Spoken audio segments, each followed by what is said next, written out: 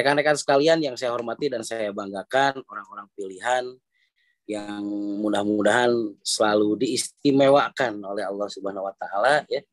Alhamdulillah pada malam hari ini kita masih bisa bersama walaupun di dalam online ya, walaupun di udara, tapi hati kita bersama. Jauh di mata, dekat di hati, rekan-rekan sekalian. Saya sangat mencintai rekan-rekan sekalian ya. Terima kasih atas semua loyalitasnya, atas semua perhatiannya mau stay ya. Karena tidak semua orang bisa hadir di dalam Greek ini, rekan-rekan sekalian. Nah, hidup itu rangkaian titik demi titik yang terus-menerus dan sambung menyambung dari kita mengenal hidup ini sampai berakhir hidup ini. Rekan-rekan sekalian, kullu man 'alaiha fanin ya. Jadi setiap apapun yang ada di semesta angkasa dan bumi ini pasti musnah atau hancur. Nah, rekan-rekan sekalian, mengingat dari itu semua bahwa hidup ini hanya sekali, bikinlah hidup ini lebih berarti ya rekan-rekan sekalian. Seperti itu yang terjadi pada kehidupan setiap individu rekan-rekan sekalian.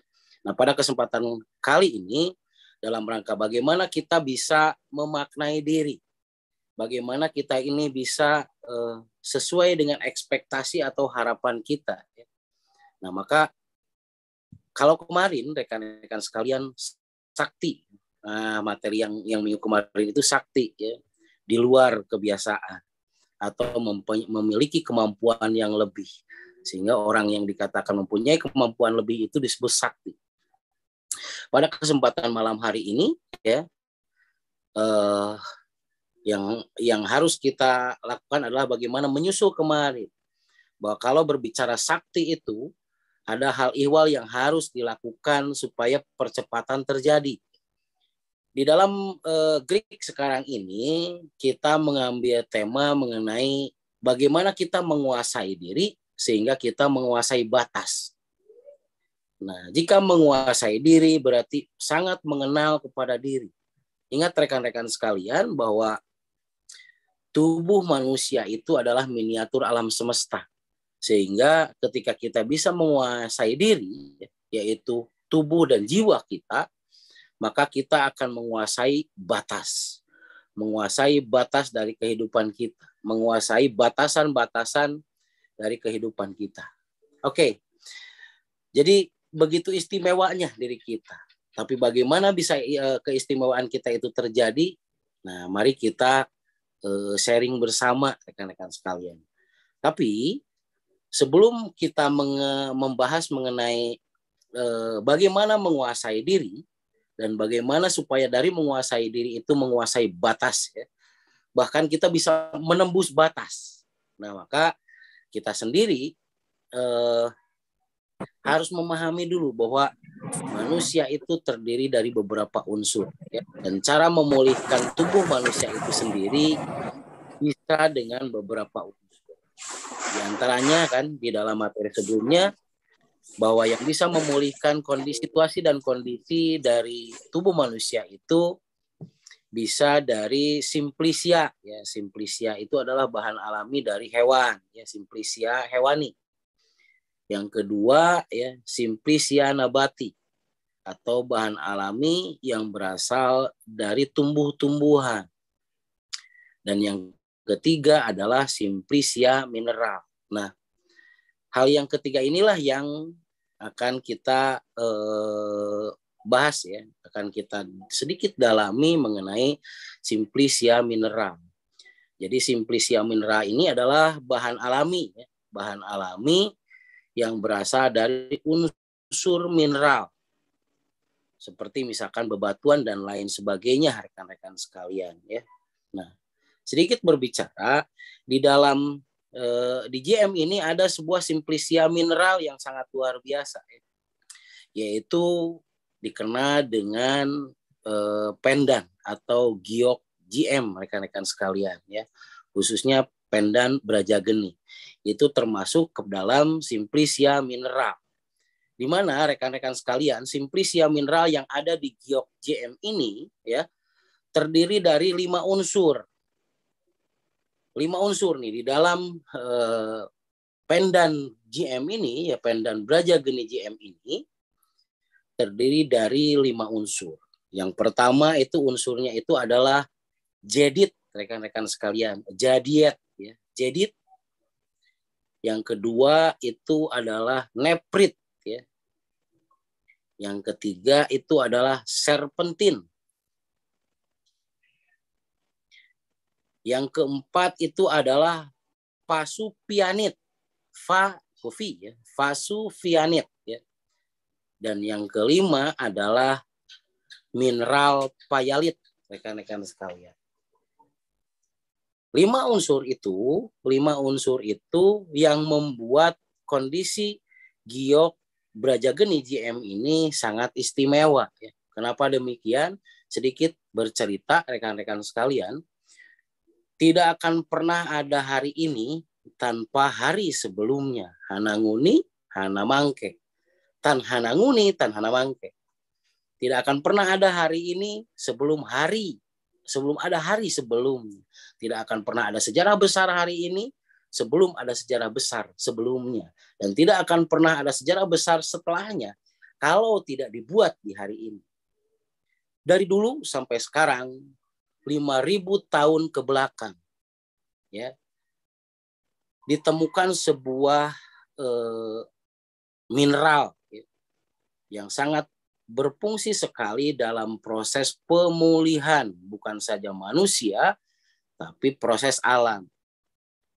Nah, benda tersebut berada pada zaman Babylon, rekan-rekan sekalian, ya, pada zaman Babilonia pada saat Nabi Nuh berada. Nah, rekan-rekan sekalian perlu dipahami bahwa giok tersebut, kenapa giok, ya, giok.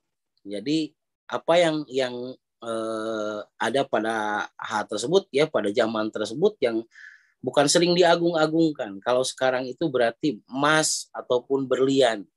Nah, ada yang sejenis emas dan berlian tersebut itu namanya giok, rekan-rekan sekalian, ya. Tapi tidak semua giok itu memenuhi rumusan memenuhi rumusan yang bisa setara dengan emas dan berlian. Nah, di zaman Babylon tersebut, jadi unsur jedit dan neprit, ya, giok yang mengandung 5 unsur itulah yang bisa sejenis dengan yang namanya emas dan berlian. Nah, kenapa demikian? Karena unsur mineral tersebut, rekan-rekan sekalian, bukan saja dipercaya, tetapi sudah menjadi sebuah opini dan sugesti bahwa bisa memulihkan kesehatan. Di antaranya pada waktu itu rekan-rekan sekalian, karena memang banyak ajaran animisme dan dinamisme, ya, pada waktu itu. Sehingga ketika orang-orang kesurupan, orang-orang kehilangan kesadaran, ketika ditempelkan giok tersebut di daerah dada ataupun di daerah keningnya, itu dengan cepat memulihkan kesadarannya. Itu yang pertama. Yang kedua, ketika seseorang tersebut itu sedang mengalami penurunan daya tahan, lemah, letih, lesu, lelah, berarti kan gitu, ya. Jadi 1000 L, rekan-rekan sekalian. Lemah, letih, lesu, lelah, lunglai, dan lain-lain. Nah, ketika ditempelkan di daerah umbilikus, ya, umbilikus itu berarti bujal, pusar. Nah, maka dengan secepat kilat ataupun begitu cepat bisa memulihkan kondisi lemah, lesu, lunglai, dan lain-lain. Oke. Yang ketiga, rekan-rekan sekalian, unsur mineral yang ada pada zaman Babilonia tersebut juga ketika ditempelkan di zona reproduksi berarti di daerah pelvis, rekan-rekan sekalian, 5 jari di bawah pusar, ya. 5 jari di bawah pusar. Nah, itu bukan saja dipercaya, tapi secara terbukti bisa meningkatkan kapasitas reproduksi. Jadi kalau misalkan laki-laki anu sok kawas hayam pelung Nah, jadi tepugu ujur jeung tepugu puhu gitu. Nah, itu yang disebut ayam hayam pelung. Itu bisa unsur mineral tersebut itu ditempelkan di 5 dan 6 jari di bawah pusar. Minimal 5 sampai 10 menit ya.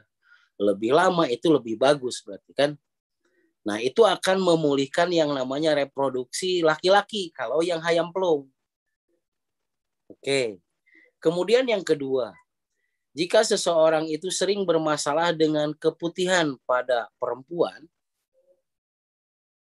ataupun tidak ada kursi-kursi acan, nah tidak ada kursi-kursi acan, jodoh gitu ayah misalkan seperti gitu. Nah itu bisa memulihkan yang namanya posisi otot menjadi fleksibel kembali rekan-rekan sekalian. Yang selanjutnya ya, selain daripada bisa memperkuat reproduksi, ketika unsur mineral tersebut ditempel di daerah tengah dada atau yang sekarang kita kenal dengan istilah timus ya, maka unsur tersebut juga bisa menstabilkan kerja jantung.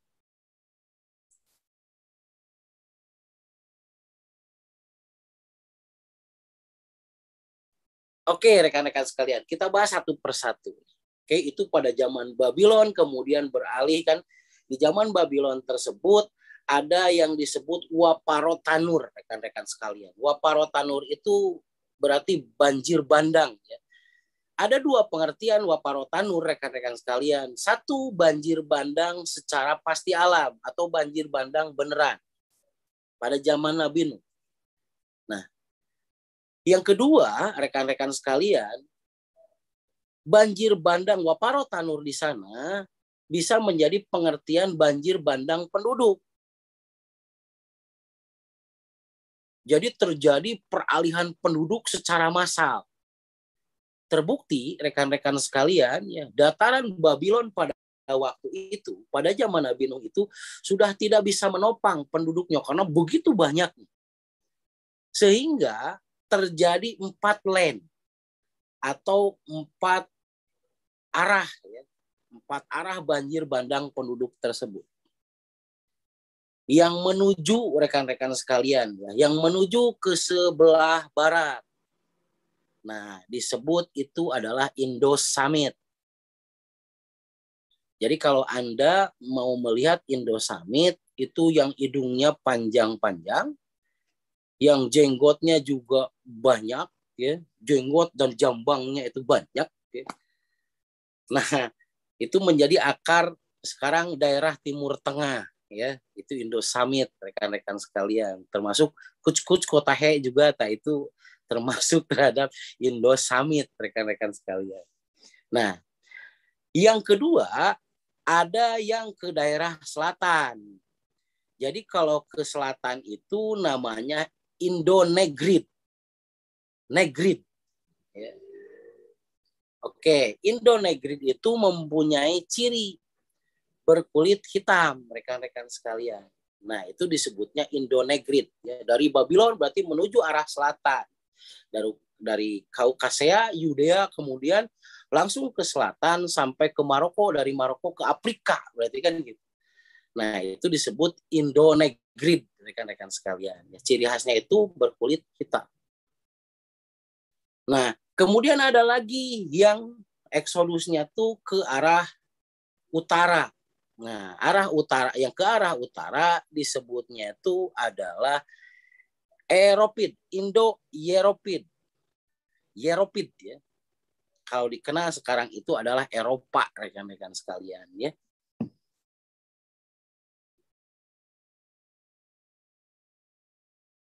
Dan yang ke daerah timur itu namanya Indo-Mongol. Oke ya. Jadi kalau ke daerah utara, saya balik lagi ke daerah utara itu mempunyai kulit yang merah ya, berhidung mancung, berkulit merah, jangkung gede gitu.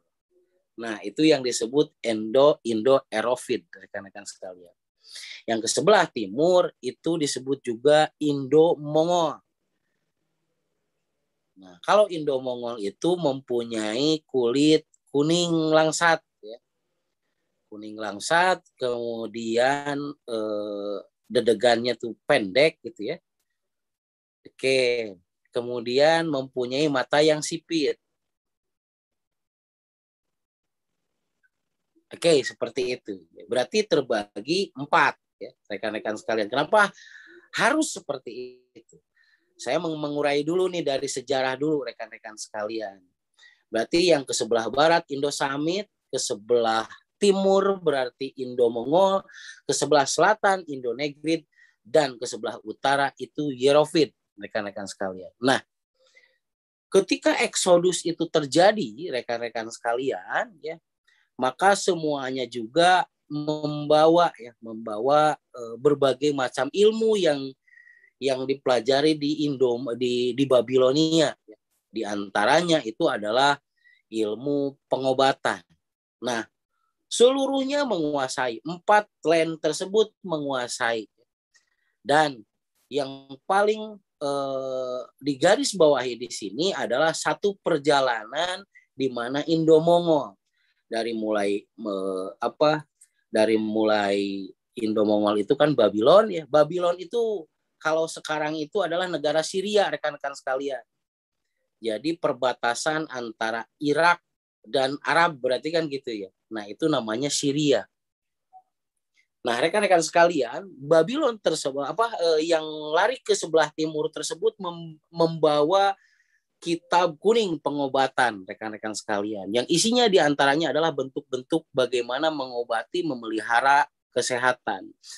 Nah, di dalam perjalanannya, rekan-rekan sekalian, dari Babylon kemudian ke Yasrib, dari Yasrib kemudian ke Tibet, rekan-rekan sekalian, ya. Dari Tibet kemudian ke Cina daratan. Nah, dari perjalanan itu rekan-rekan sekalian, ya, menemukan berbagai hal yang sangat istimewa. Di antaranya perjalanan Indo-Mongol itu adalah menemukan batu yang sangat istimewa, ya, yang berisi 5 mineral tadi. Kalau dulu hanya ada di Babylon, ternyata rekan-rekan sekalian di Tibet juga itu terdapat mineral tersebut. Dalam perjalanan banyak yang terkena penyakit, rekan-rekan sekalian. Apakah itu penyakit pencernaan, penyakit pernapasan, penyakit mental, ya, karena kehilangan sesuatu dan lain sebagainya akibat banjir bandang tersebut, ya. Nah, sehingga salah satu proses pemulihannya itu adalah dengan memakai batu mineral tersebut. Oke. Nah, rekan-rekan sekalian perlu dipahami, ya. Batu mineral tersebut tadi bisa memulihkan yang kesurupan, yang hilang kesadaran, kemudian bisa memulihkan pendengaran yang mendengung, bisa menyetabilkan jantung yang berdetak tidak sempurna, bisa memulihkan reproduksi yang tadinya menurun gitu. Kita bahas satu persatu.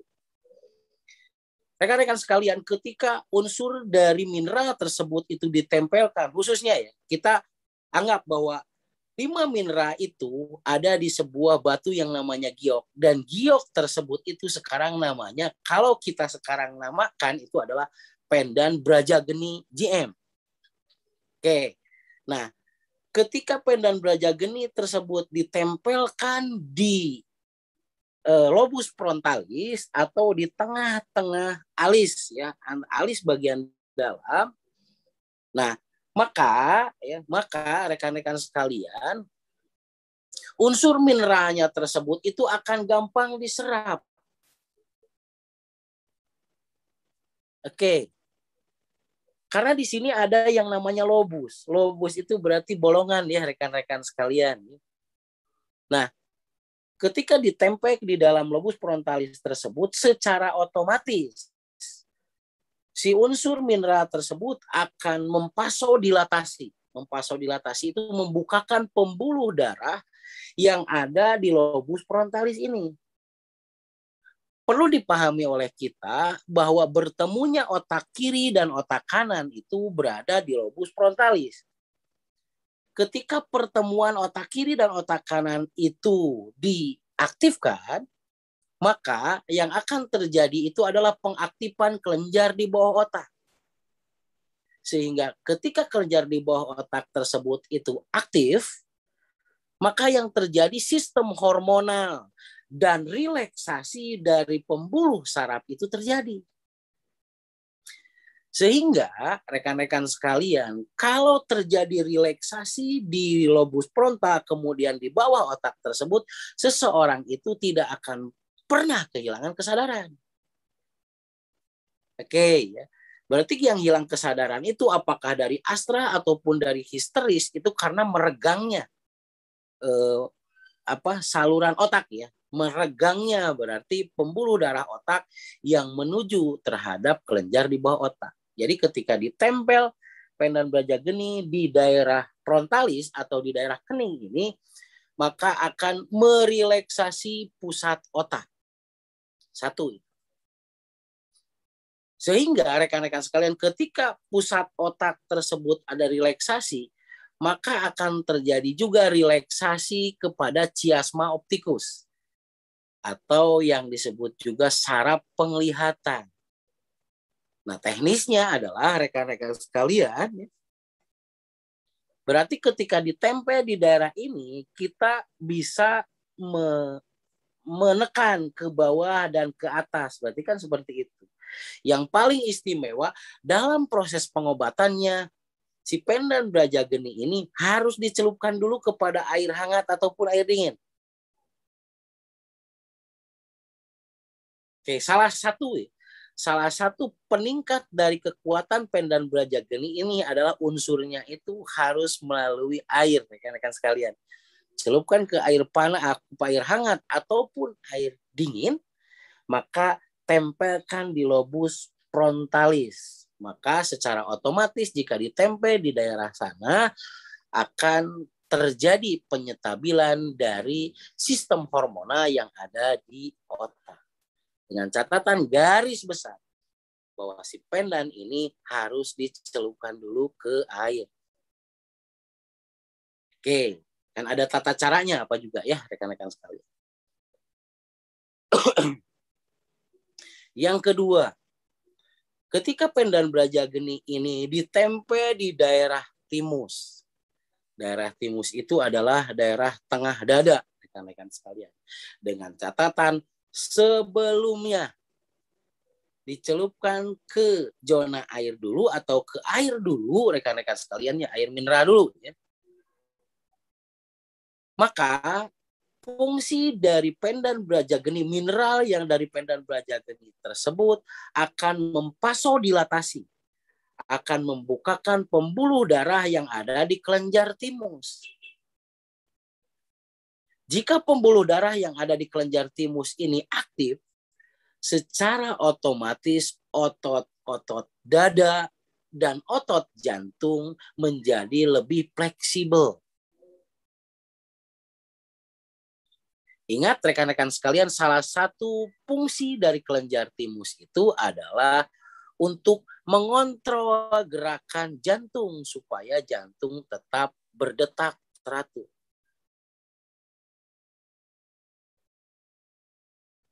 Salah satunya ketika detak jantung itu tidak teratur, apa yang terasa? Perasaan lelenyapan. Nah, jadi lelenyapan asanek aya naon gitu. Oh, berarti itu salah satunya berarti detak jantung tidak beraturan. Yang kedua, ketika seseorang itu merasa gampang capek, berarti itu juga disebabkan oleh gerakan jantung yang tidak beraturan.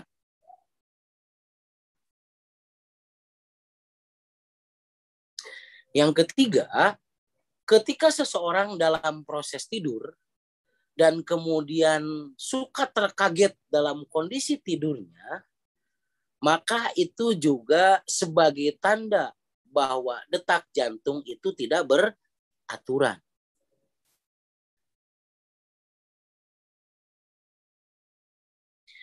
Yang keempat, Ketika seseorang merasakan kesemutan di ujung-ujung jari, jari tangan dan jari kaki, itu juga menunjukkan bahwa detak jantung kurang beraturan atau kurang kuat.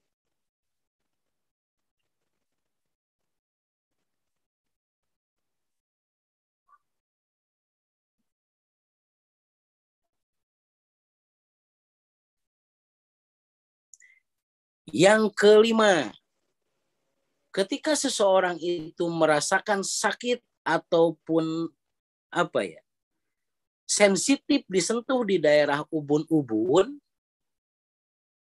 kalau di daerah ubun itu disentuh tuh sakit atau tidak nyaman kalau disentuh. Nah, itu juga menandakan bahwa gerakan jantung kurang beraturan.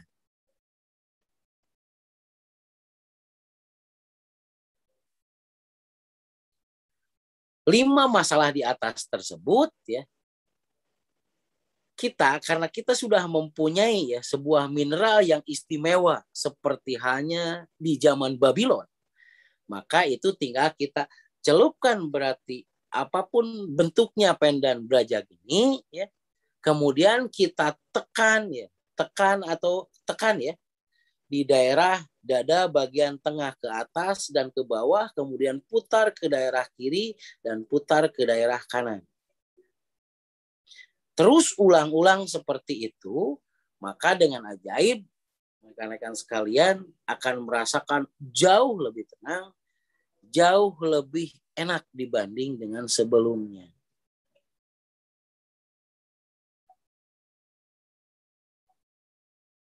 Oke, yang selanjutnya. Apa yang terjadi? Kenapa ketika ditempel di 5 ataupun 6 jari di bawah pusar bisa meningkatkan kapasitas kekuatan dari reproduksi? Salah satu rekan-rekan sekalian, tadi saya berbicara kalau laki-laki seperti hayam pelung, misal gitu ya. Kalau perempuan tidak ada kursi-kursi acan. Nah, seperti itu rekan-rekan sekalian. Itu sebagai akibat dari, rekan-rekan sekalian, sebagai akibat dari otot reproduksi yang kurang kuat. Salah satu otot reproduksi, kekuatan otot reproduksi, salah satu penyebab kekuatan otot reproduksi itu kuat ataupun lemah adalah ketika otot pelvis ya. Pelvis itu berarti tarang baga. Tadi 5 ataupun 6 jari di bawah pusar. Ketika otot pelvis itu kuat, maka kuatlah otot reproduksi.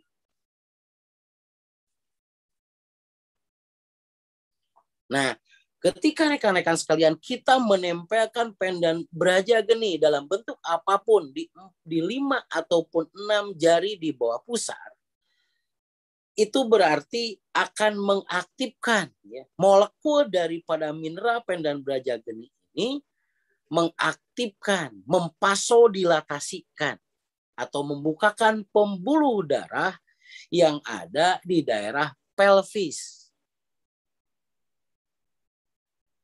Pelvis itu tarang baga ya rekan-rekan sekalian ya.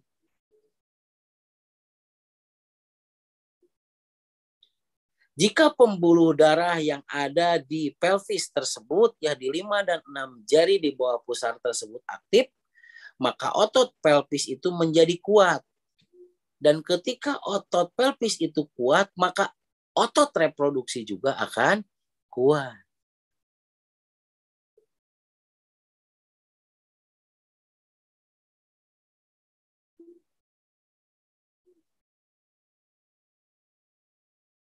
Oke, rekan-rekan sekalian.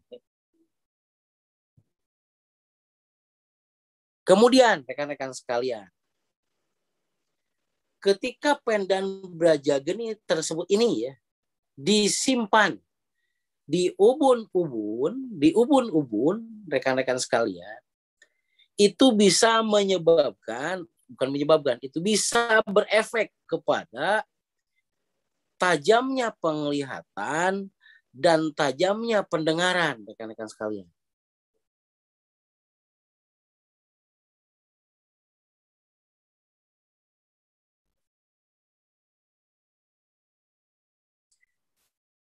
Dan perlu dipahami rekan-rekan sekalian, ya, ketika Pendan Brajageni ini disimpan di ubun-ubun, maka secara otomatis rekan-rekan sekalian akan membukakan chiasma optikus, ya, saraf yang menuju ke mata, dan juga mengaktifkan saraf trigeminus, ya, trigeminus yang menuju kepada saraf pendengaran dan mulut, rekan-rekan sekalian.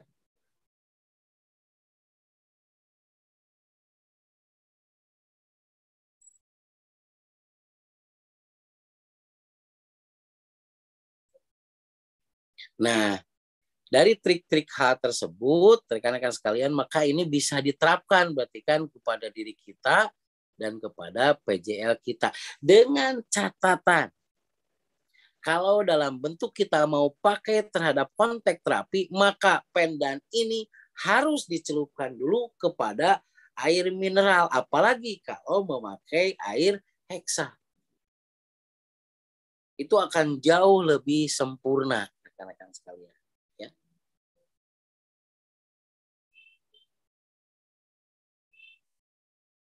Nah, oke, ya. Berbicara lagi rekan-rekan sekalian bahwa salah satu bahan nuklir ini bisa diambil dari serbuk giok, rekan-rekan sekalian, ya. Campuran nuklir itu bisa dari serbuk giok juga. Pada satu saat rekan-rekan sekalian, kita ataupun siapapun itu akan sangat butuh unsur ini. Kalau dulu rekan-rekan sekalian, ini merupakan sebuah legenda dan sebuah sejarah, maka sejarah itu adalah sebuah nu'iduhu ataupun perulangan. Maka di masa sekarang juga, rekan-rekan sekalian, bahwa giok yang khususnya mempunyai 5 unsur itu akan menjadi sebuah cerita besar. Karena secara alami dan ilmiah sudah terbukti bisa mengatasi keluhan-keluhan fisik ataupun keluhan selain fisik ataupun non fisik.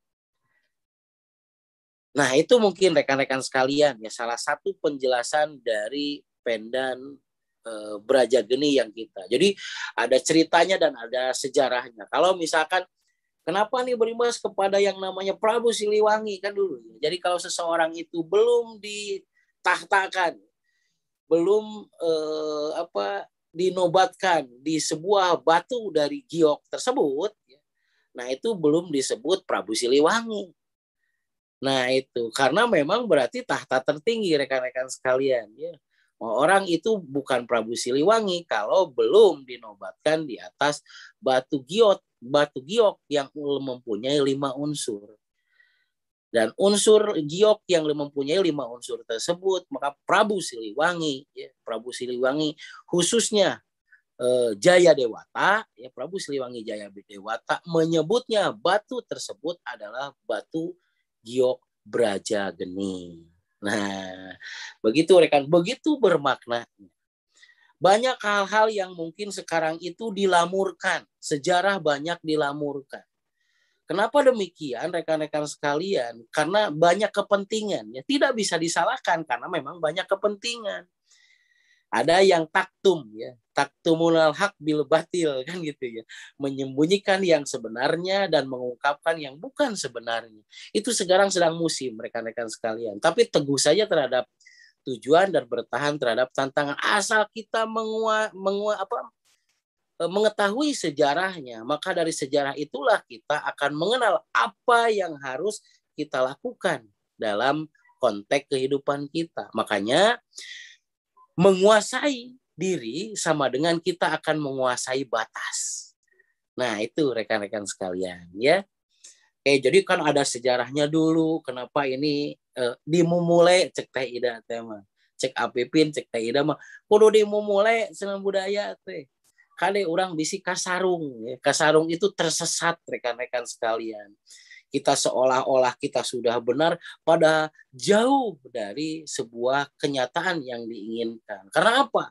Perlu dipahami media setiap secondnya itu mempengaruhi terhadap kesadaran kita. Hal yang positif dan hal yang negatif itu bercampur menjadi baur, menjadi satu di dalam otak kita ya. Mana yang benar, mana yang salah itu seolah-olah sama.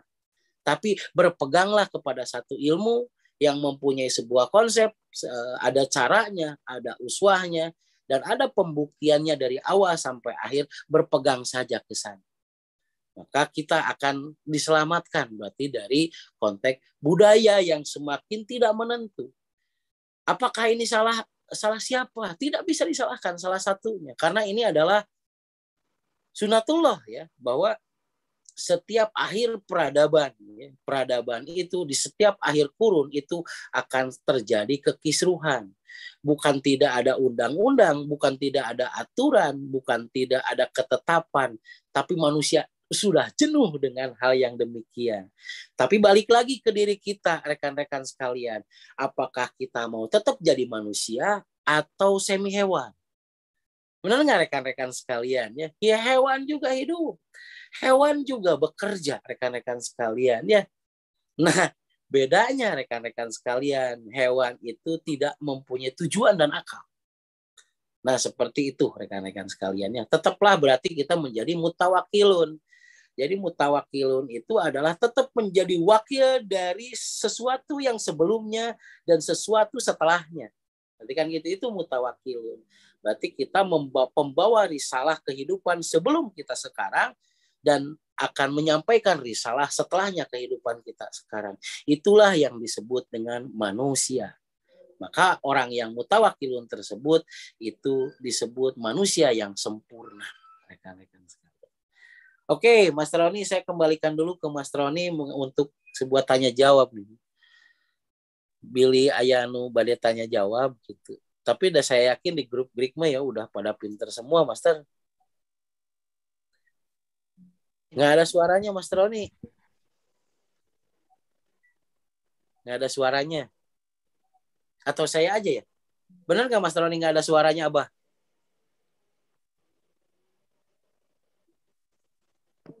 Ayah boy. Nah, siap. Halo, tes. Nah. Ada. Ya. Tadi pakai headset tadi tesnya. Suaranya nggak keluar kali ya. Seksi. Jadi seksi haharewosan gitu tuh Mas Roni tes gete. Ngajak on gitu tuh.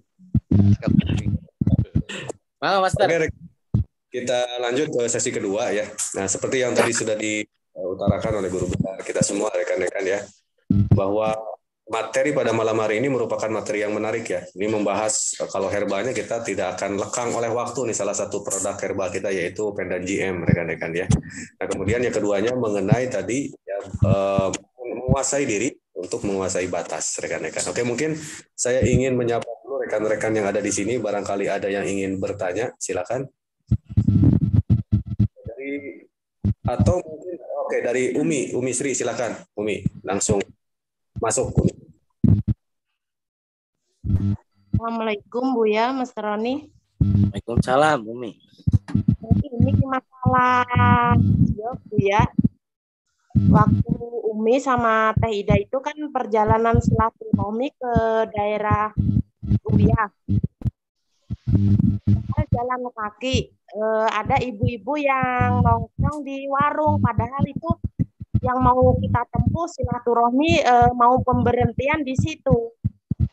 Tapi padahal masih jauh, tapi ibu itu melihat Umi itu kawas mungsuh geram dari kejauhan itu. Terus waktu itu kita samperin, Umi ajak salaman aja nggak mau, tapi walaupun mau, tapi mata dia itu nggak kawas mungsuh aja, kawas Umi itu. Mama kenapa? Udahlah menggerau kawas harimau. Ma, kata Umi, istighfar, ada apa? Terus waktu itu langsung dia nggak stabil, nggak emosinya, nggak, langsung dia pergi ke sawah.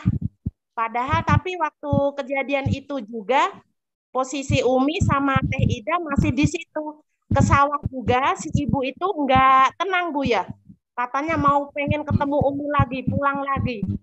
Pas waktu pulang itu juga kawas mungsuh terus-terusan, mungsuh, mau bertengkar hebat. Kawas Umi itu nggak nyaman sama sekali. Ma, yuk kita tensi, kita rapi, mangga di rumah Mama. Jangan di sinilah. Kita baik-baik, Umi niat Umi sama Teh Ida baik-baik. Silaturahmi ke Mama, ada apa sebenarnya? Baru agak reda.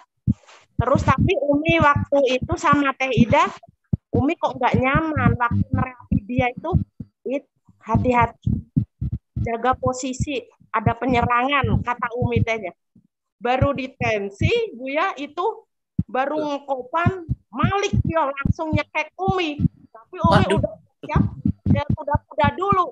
Astagfirullahaladzim, langsung lakukan sesuatu di cakra asna. Giok, udah, Buya.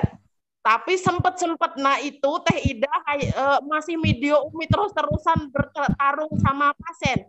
Udah beres, Mamana diterapi kok pindah ke anaknya. Hebat. Itu kenapa Buya yang Umi pertanyakan, kenapa dari jarak jauh aja lihat Umi itu udah kawas musuh. Itu kenapa yang Umi pertanyakan itu. Gitu Buya. Oke, terima kasih Umi. Sangat luar biasa. Satu story, satu cerita yang sangat luar biasa nih antara Umi dan Teh Ida ya di lapangan. Biasanya Umi orang-orang yang demikian itu biasanya kerengorana sok ngulik Umi.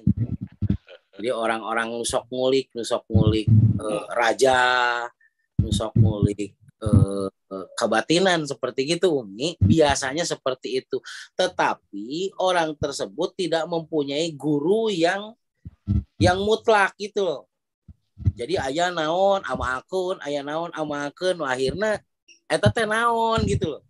Eta tuh dipakai teh naon manehna ge gitu kan. Nah, seperti orang-orang yang seperti itu kadang-kadang disebutnya teh gini kalau orang Sukabumi bilang mah. Jadi orang yang tersebut teh karusak ku hodamna sorangan cenah gitu.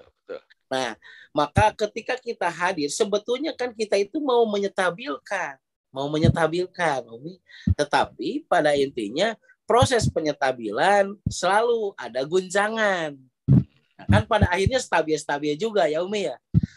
Nah makanya Umi kalau lihat yang seperti itu, kalau lihat orang yang seperti itu, nih ada satu teknik yang sering saya lakukan di lapangan Umi. Jadi kalau misalkan kita pertama kali kita pegang di bagian tubuhnya itu adalah kelingking tangan ataupun kelingking kaki. Yang harus kita pertama itu pegang itu kelingking tangan dan kelingking kaki.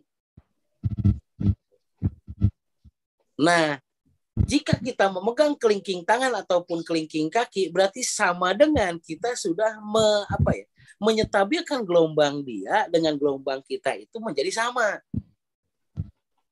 Nah, setelah itu kalau gelagatnya seperti itu Umi, yang sering saya lakukan juga adalah merelaksasi daerah pundaknya. Jadi tong wakaheula kanu jari nu lain. Pertama misalkan kita relaksasi daerah kelingking. Misalkan Umi mau nensi nih. Yang Umi pegang itu kelingkingnya dulu baru pegang yang lain gitu loh. Bisa dipahami ya? Nah, setelahnya kita misalkan Umi tensi, apa yang Umi harus lakukan lepas dari rumusan dulu ya. Nah itu ke titik la dulu, berarti kan titik ASI dulu. Nah kita relaksasi daerah punggung, baru kita komunikasi tentang hal yang lain gitu. Jadi ketika kita sambil kita merelaksasi daerah punggung, kemudian kita bukan punggung, pundak, maksud saya pundak. Nah, baru setelah itu kita ngobrol. Oke, salah satu teknik yang sering saya lakukan. Lamun keur baheula mah Umi mulai gitu abdi memulai terapi ini ya. Dasar di daerah Cadas Ngampar teh Umi kan nukaran itu mah nya sok aya wae nya. Mesti campa gerebeg gitu itu kunaon naon sekali teh gitu nya. Ditempel stabil, dilepasin gerebeg deui, tempel lagi stabil, lepasin gerebeg deui gitu loh. Nah, ternyata dari hasil perjalanan itu saya menemukan Umi bahwa ketika kita bertemu dengan orang-orang yang gini, naluri kita atau insting kita nggak bisa dibohongin loh. Orang yang bersenyawa dengan tubuh kita dan kurang bersenyawa dengan tubuh kita, lepas dari masalah fisiologis ataupun masalah astral. Lepas dari masalah itu adalah kekuatan yang tidak terlihat pada dirinya ataupun memang jasadnya kurang bersenyawa dengan tubuh kita. Nah, lepas dari itu semua, maka saya bukan menyimpulkan, karena ini sebuah ketetapan bagi saya. Kalau ada orang yang demikian, saya pegang dulu. Di daerah kelingkingnya saya pegang gitu. Kalau misalkan dia menyulurkan tangan, saya pegang dulu di kelingkingnya gitu. Setelah saya pegang, kemudian saya beralih ke tempat yang lain, kemudian saya relaksasi pundaknya. Setelah itu baru jalankan standar gitu, standar operasionalnya. Nah, itu yang perlu Umi pahami ya, dan rekan-rekan sekalian pahami, karena ini memang perjalanan yang membuat kita bisa dewasa, benar nggak? Coba kalau Umi tidak melakukan dan Teh Ida tidak akan pernah ada cerita seperti ini, benar nggak? Karena Umi dan Teh Ida melakukan, jadi ada cerita seperti ini. Nah, itu salah satu kalau kita mau menyetabilkan unsur astral ataupun unsur yang senyawanya itu kurang bersahabat dengan tubuh kita. Itu yang saya lakukan, Umi. Itu mungkin ya, Umi ya. Jadi kenapa demikian? Sebetulnya orang-orang yang demikian itu adalah orang-orang yang rusok ngulik gitu, ngulik tapi tepuguh guruna. Ayak buku di mana itu mujarobat sih malah begininya. Baca weh gitu kan. Nyawa ayo dibaca otakna teu siap. Bat betrot beginian gitu. Beungar hantu miskinnya gitu kan gitu. Kasep teu gitu dipikang ewah heueuh gitu. Nah, ya seperti banyak yang seperti itu karena memang tidak ada direction kan. Tidak ada penunjuk arahnya, akhirnya kan barbar. Nah, seperti makanya kenapa kita perlu pendahulu ataupun guru itu adalah supaya senyawa apapun dari sebuah kalimat ataupun hodam itu bisa sesuai dan searah dengan tubuh kita. Begitu, Umi. Mohon siap ya. Ya. Baik, terima kasih Umi. Luar biasa ya pembuktian sekaligus juga ini testimoni sebetulnya ya dari Umi. Oke, selanjutnya rekan-rekan silakan bagi yang ingin interaksi langsung dengan Buya ya, dengan guru besar kita semua bisa langsung masuk. Silakan. Atau mungkin saya ingin sapa dulu di sini yang on cam ya, yang on cam. Saya coba untuk menyapa dulu untuk testimoni dari Wah Idrus kayaknya nih. Nah, sudah mulai ya. Silakan Wah Idrus, masuk langsung. Assalamualaikum warahmatullahi wabarakatuh. Waalaikumsalam warahmatullahi wabarakatuh. Pangapunten manawi ngiring jabung teu malapung. Siap, Abah. Sampai Kang Abdi manawi hapunten nya jodoh pengalaman oge dina mayunan jami-jami nu gaduh ilmu sapertos kitu. Ya Kang Abdi namanya manawi alhamdulillah kenging masukannya di pangsa kunya pengkalingking. Mung Abdi manawi biasa pemimayunan anu kitu. Abdi mah biasana da kahiji. Aura teh pemimayunan jami kepan ditebihkeun ka Karawas. Ya. Ku disebat namina we Karawas eta jami teh gaduh gitu. Terus, Bah. Tah jadi Abdi mah hapunten manawi mudah-mudahan janten aganya Kang pengalaman. Abdi masuk enggang ngosongkeun salira, Bu ya. Ngosong salira yang bahwa la haula wala quwata illa billah sanes ukur dina lisan, tapi langsung dipraktek ke dina diri. Sehingga bener-bener diri itu tengah gaduhan katiasa tengah gaduhan naon-naon gitu. Nah, setelah itu baru ya dengan kegiatan beraja gini kalau nggak bilang gue nami kegiatan aina gitu ya. Terus gitu nambah abdi munajat ke Allah, Allah Rabbi, abdi nda bimbingan sang pitulung Gusti kanggo mayunan dia jalmi. Sehingga alhamdulillah dengan mengosokkan diri kemudian langsung ikrar ka ilahi eta jami teh biasa langsung goyang ya. Terus Ketakutan. apa? Pamitos gitu nyabdi langsung gitu.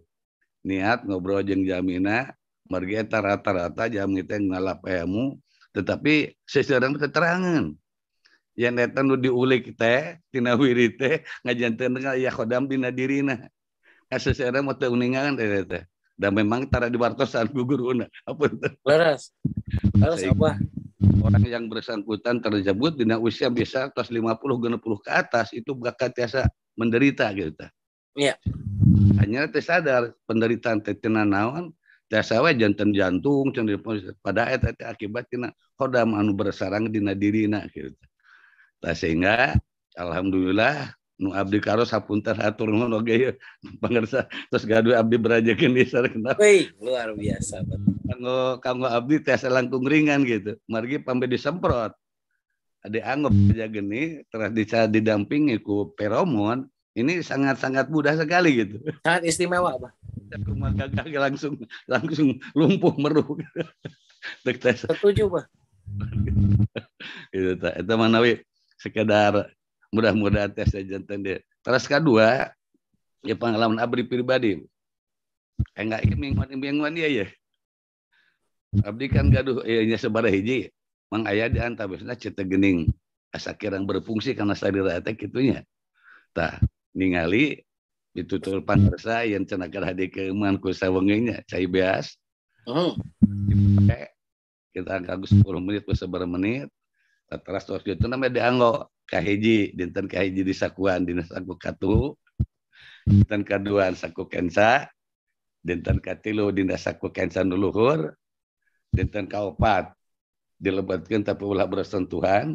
Ya, ku abdi laksana nembe kalima namanya ku abdi dimasukkan dan bersentuhan. Namun terjantan ada hal anu luar biasa kana salira abdi. Eta dua wengi mas sirah nyeri wae. Eta mah dua dinten. Nah dinten katilu ieu tos teu aya sirah. Namun ieu tina pinggang kaluhur saprah ringsak kitu. Wuih ieu teh salira. Laras. Iya sampai naon sampai abdi rasul ka ya ka Mang Iwan ya akhirnya anjeunna teu ngawal rek kitu nya. Nah, sehingga tamu alhamdulillah dinten kaopat terus ngabitan stabil gitu. Abdi dianggo eta.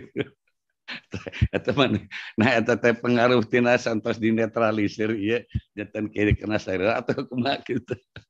Ada bah ketika karena memang hanya faktor kalau secara fisik ya kalau gangguan fisik di hari keempat ataupun kelima itu kita pakai kembali itu akan jauh lebih enak.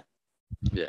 Tapi ketika faktor tersebut diakibatkan oleh psikis, akibat atau disebut oge cek teh idama atau embu anama sudrei. Nah, adanya kesenjangan antara keinginan dan kenyataan yang bertahan lama. Berarti bertahan lama teh lebih dari 30 hari. Nah, dalam proses penyeimbangan gelombang otak itu akan terjadi yang namanya hipervibrasi. Jadi kelebihan getaran di dalam tubuh. Nah, itu akan terjadi. Makanya supaya itu tidak terjadi, rekan-rekan sekalian, supaya itu tidak terjadi ya apakah itu dari psikis yang harus dilakukan sebelum bersentuhan dengan kulit kita. Nah, kita minum air rendamannya pendan dulu. Terus kita minum air rendamannya baru kita pakai. Ya. Sehingga senyawa di luar dan di dalam itu sudah menyatu klep. Berarti kalau kita misalkan meminum air rendaman pendan tersebut lep asup tah kana pembuluh darah. Ya. Distabilkan dari luar. Berarti siap bersenyawa gitu loh antara yang dari luar dan dari dalam. Anu jadi tantangannya adalah ketika faktor kortisol sedang mendominasi di tubuh, dilebetkan mineral jadi kan gitu ya.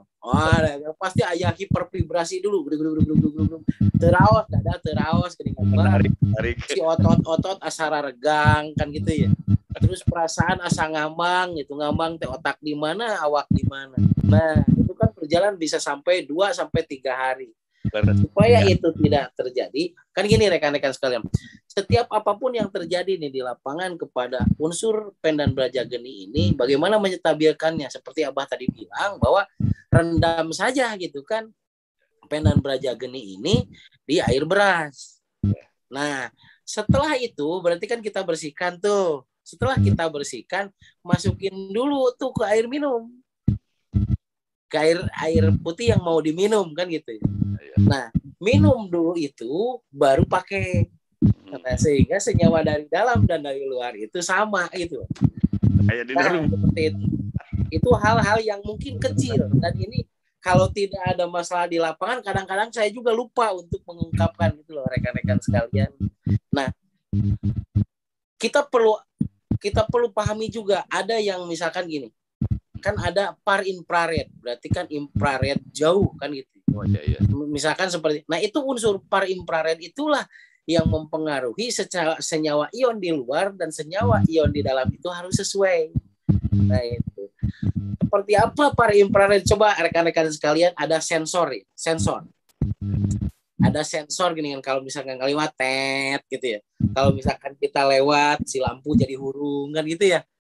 Nah kan itu par infrared. Salah satu par infrared itu adalah serbuk dari giok rekan-rekan sekalian. Ya, jadi kalau misalkan tidak ada serbuk giok tersebut, tidak jalan tuh par infrared tersebut. Gitu. Jadi salah satu unsur par infrared itu adanya di giok yang mempunyai 5 mineral tadi, 5 unsur tadi. Oke, jadi bagaimana supaya tidak terjadi lagi ke Abah seperti itu, gitu. Ataupun ke kita ya, termasuk saya kan udah kejadian juga seperti itu. Jadi itu yang terjadi ketika kita mau misal nah asa kieu wae awak teh gitu, antara pakai jeung teu pake teh asa salua wae. Segera rekan-rekan sekalian sesegera mungkin itu rendam di air beras. Setelahnya direndam di air beras ya, kemudian kita basuh. Setelah kita basuh, kemudian dicelupin ke air minum selama 5 sampai 10 menit. Setelah itu kita minum airnya baru dipakai. Ritual itu rekan-rekan sekalian seolah-olah biasa kecil gitu ya. Tapi perlu dipahami itu sebetulnya sedikit tapi dalam. Ya. Ada hal yang lain lagi.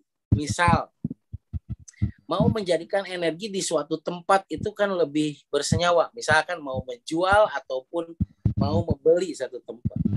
Kan itu hitungannya 10 hari, 10 minggu, 10 bulan kan gitu ya.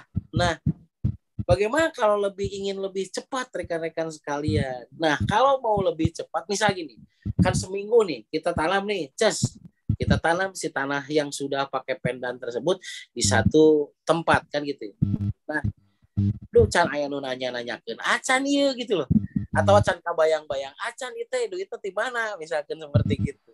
Yang harus kita lakukan adalah rendaman air pendan yang 5 sampai 10 menit itu bagaimana caranya bisa membasuhi tanah yang kita tanam.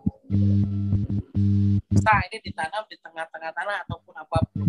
Setelah 7 hari, misalkan ditanamnya itu pas weton Abah kan gitu. Nah, saminggu tecan aya nu nanya-nanyakeun atau can kabayang di mana rezekina keur meuli gitu kan. Nah, yang harus kita lakukan adalah segera siram kembali itu dengan jadi tong diantepkeun wae gitu. Siram kembali dengan air rendaman pendan tersebut. Kenapa seperti itu?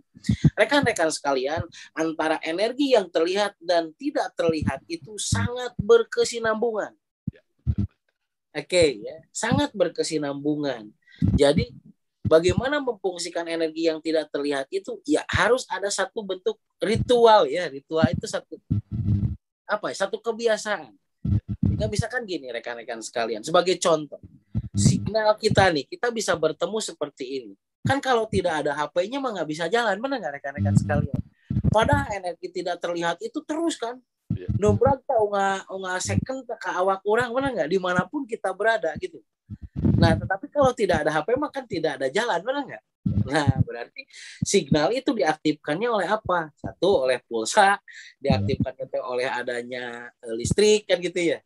Nah, seperti adanya tekanan, berarti tekanan pada satu tombol tersebut. Nah, makanya kalau misalkan seminggu nih can aya nu nanya-nanyakeun acan ya, ada yang minta misalkan kepada kita mengenai hal iwa meminta tolong ya. Berarti sadari rekan-rekan sekalian, siapapun orang yang meminta tolong kepada kita, itu Allah sudah menitipkan kalamnya kepada kita bahwa kita itu bisa menjadi jalan dari keberhasilan apa yang dia minta. Tinggal berarti tantangan kita adalah apakah kita tetap meyakini bahwa itu adalah sebuah amanah atau tidak. Kalau kita aing mah teu bisa, ya udah, berarti sinyal itu tidak akan pernah diaktifkan. Supaya kita tetap signal itu tetap tersambung dengan kita, berarti kan harus ada kontinuitas konsentrasi kita gitu. Makanya kalau seminggu belum banyur, seminggu lagi banyur, seminggu lagi banyur, sehingga dari bentuk kebiasaan itu ya ritual itu akan menghantarkan kepada benar ya ieu teh kudu dijual, benar ieu teh kudu dibeli gitu. Nah, kan senyawa eter itu bisa mempengaruhi apapun rekan-rekan sekalian. Senyawa eter itu harus diaktifkan. Nah, itu mungkin salah satu gambaran ataupun salah satu masukan kenapa kita juga harus ketika kita sudah melakukan ritual seperti sudah tinggalkan aja adang kege payu benar. Tapi kan kita ingin bahwa hal tersebut itu ingin secepatnya gitu loh kita bisa kuasai. Dan walaupun itu bukan rezekinya, itu akan digantikan oleh dengan yang lain gitu. Misal contoh, Abah menginginkan tanah itu yang sebelah kiri itu menjadi milik Abah. Tetapi hesek itu sebelah kiri teh. Tapi Allah akan menggantikannya Abah dengan yang sebelah kanan Abah atau sebelah depan Abah. Allah itu akan menggantikannya sebelah sini dengan hal yang demikian. Pahami hal itu rekan-rekan sekalian. Ya. Jadi misalkan sebetulnya tanah ini kurang bersenyawa dengan tubuh kita, tapi orang teh maksa gitu kan. Nah, Allah itu akan segera menggantikannya dengan bentuk yang lain. Saya pahami dan sadari itu bahwa itu yang sebenarnya yang harus kita kuasai.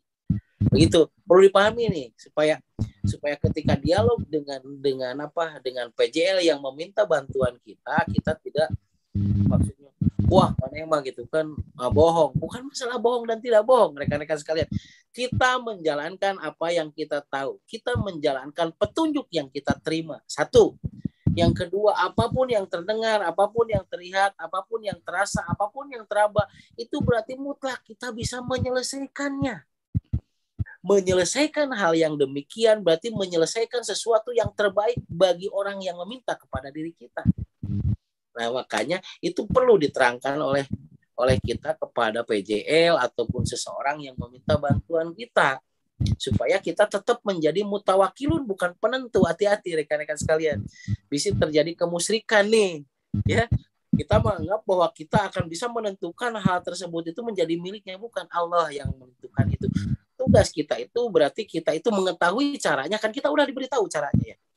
Karena kita mengetahui caranya, kita lakukan caranya, dan kita perjelas cara itu bisa mempermudah asal diyakini bersama. Nah, seperti itu ya rekan-rekan sekalian, supaya tidak terjadi friksi. Nih, kadang banyak kermah karena aral gitu.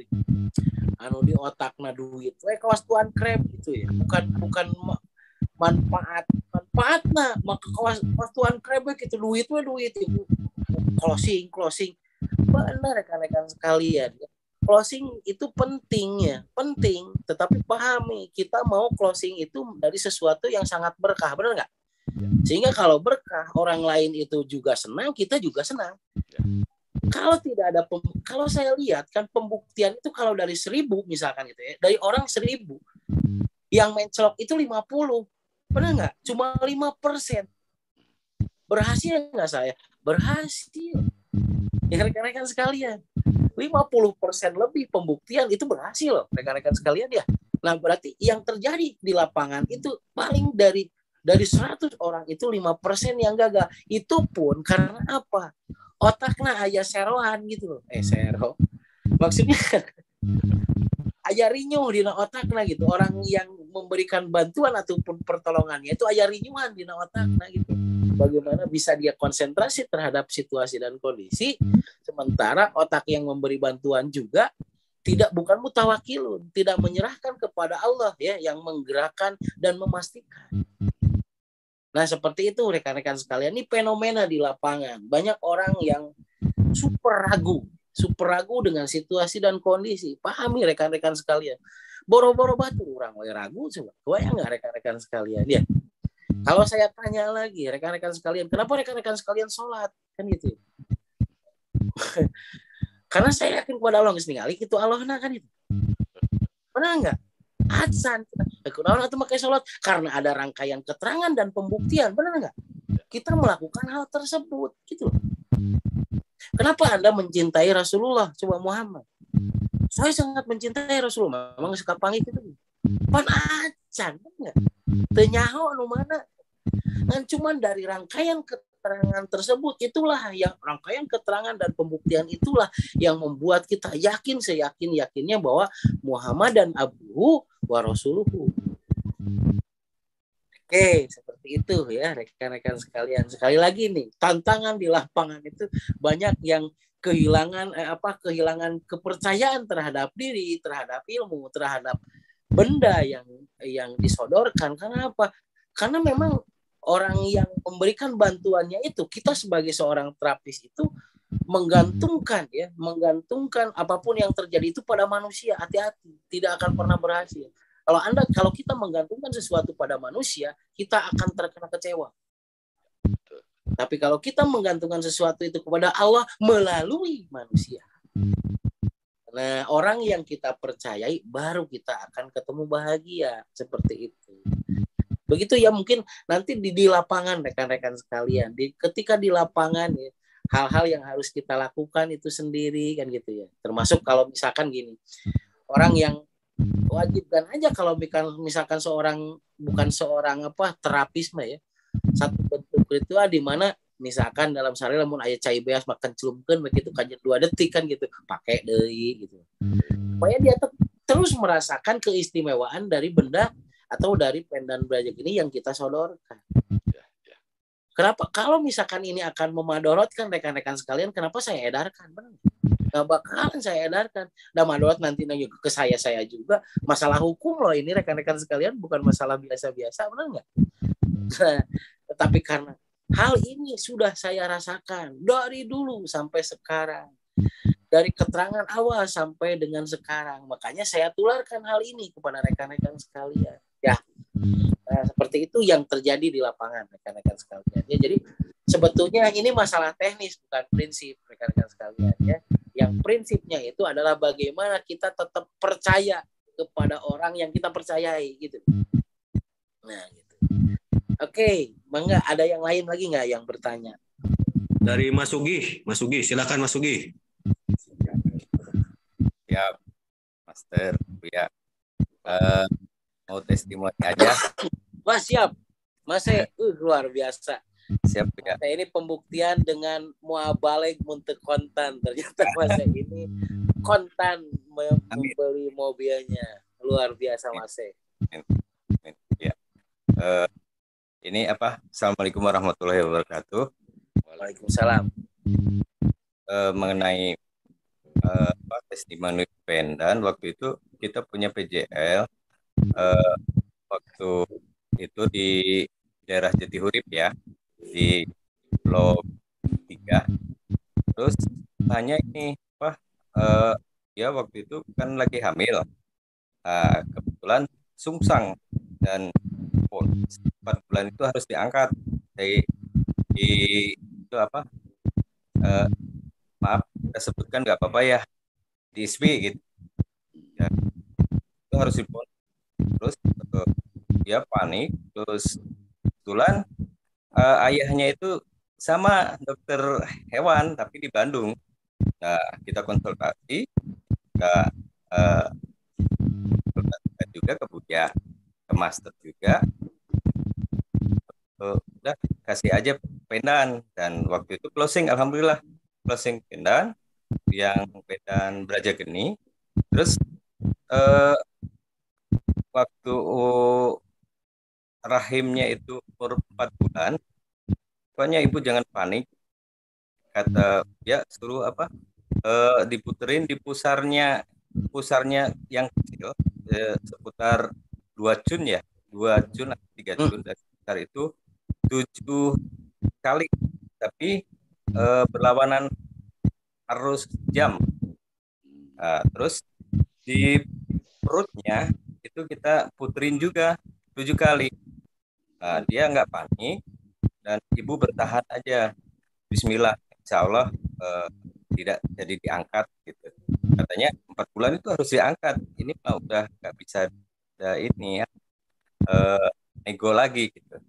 Terus waktu umur 7 bulan itu dia mules dan alhamdulillah melahirkan dengan selamat, dan alhamdulillah sampai sekarang anaknya cerdas. Alhamdulillah. Luar biasa. Ya, makasih, itu testimoninya. Luar biasa Mas. Pendan Braja Geni luar biasa. Kata orang, kata ya istilahnya seseorang yang sudah memvonis bahwa itu sudah tidak bisa diselamatkan, tapi ternyata ajaib luar biasa. Itu saja. Assalamualaikum warahmatullahi wabarakatuh. Waalaikumsalam warahmatullahi wabarakatuh. Oke, kita ilmiahkan rekan-rekan sekalian. Kenapa kehamilan sungsang tersebut itu bisa dituntaskan dengan pendan Brajageni? Oke, salah satunya adalah, sebentar rekan-rekan sekalian. Abah hapunten di mute lah. Oke. Salah satu bentuk sungsang itu, jadi bayi sungsang itu diakibatkan karena otot pelvis. Otot selangkangan tersebut itu kurang fleksibel atau kaku. Sehingga putaran bayi itu tidak stabil. Salah satu cara bagaimana si bayi tersebut itu bisa kembali kepada posisi yang sebenarnya dan masuk ke dalam pinggul, mempercepat masuknya ke dalam pinggul rekan-rekan sekalian ya, yaitu dengan cara mengelastiskan otot pinggul atau panggul.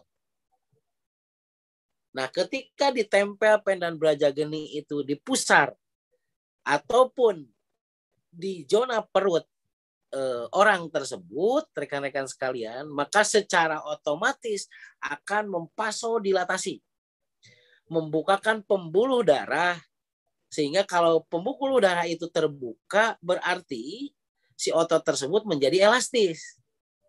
Oke.